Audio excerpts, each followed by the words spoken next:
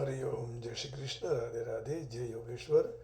बंसीधरम तत्रधरम नमामि मनोहरम मोहहरम च कृष्णं मालाधरम धर्मधुरम धरं च पार्थस्य भारत्यकरं च देवं कर्तव्यदीक्षां च समत्वशिक्षां ज्ञानस्य भिक्षां शरणागतिं च ददाति गीता करुणाद्रभूता कृष्णेन गीता जगतो हिताय।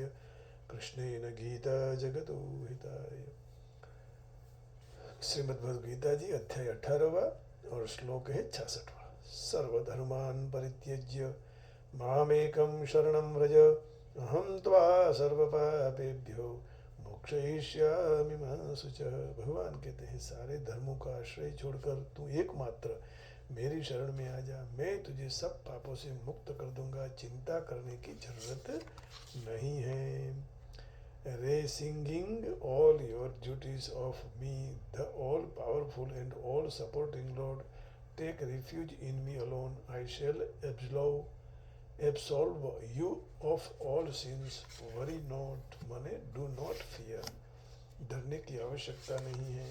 Abandon all varieties of religion and just surrender unto me.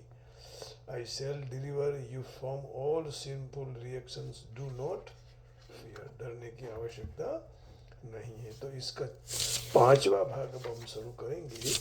भगवान आगे शरणागति के बारे में बढ़ाते कहते हैं कि इसमें विपरीत धारणा नहीं करनी चाहिए। भगवान का शरणागत भक्त मैं भगवान का नहीं हूँ, ऐसी विपरीत धारणा विचार कैसे हो सकती है? क्योंकि मेरे मानना या न मानने पर निर्भर नहीं है। भगवान का और मेरा परस्पर जो संबंध है वह अटूट है, नित्य है। मैं इस संबंध को ख्याल नहीं किया, यह मेरी भूल थी, गलती थी। अब वह गलती दूर हो गई, तो फिर विपरीत धारणा कैसे हो सकती है? जो मनुष्य सच्चे हृदय से प्रभु की शरणागति का स्वीकार कर ले, उसको भय शोक चिंता आती नहीं रहते हैं। उसका शरणागत भाव अपने आप दृढ़ हो जाता है। जैसे कि लग्न होने के बाद कन्या अपने पिता का घर के साथ संबंध विच्छेद कर देती है ना, और वो कहती है कि मेरा घर मुझे जाना है। तो संबंध पति के घर के साथ संबंध अपने आप दृढ़ हो जाता है। तो वह संबंध वहाँ तक दृढ़ रहता है कि जब वह कन्या दादी परदादी बन जाती है तब तक रहता है। तब उसके स्वप्न में भी ऐसा भाव नहीं आता कि मैं यहीं की नहीं हूँ, और उसके मन में ऐसा दृढ़ भाव हो जाता है कि मैं तो यहीं की हूँ और ये सब मेरे हैं। जब उसके पौत्र की पत्नी आती है तब घर में उद्धताई करते हैं, खटपट शुरू हो जाती है।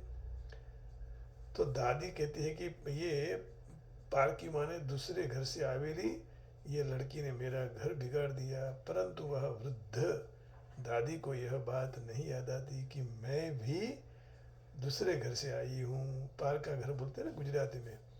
तो तात्पर्य यही हुआ कि जब बनावटी संसारिक संबंध में भी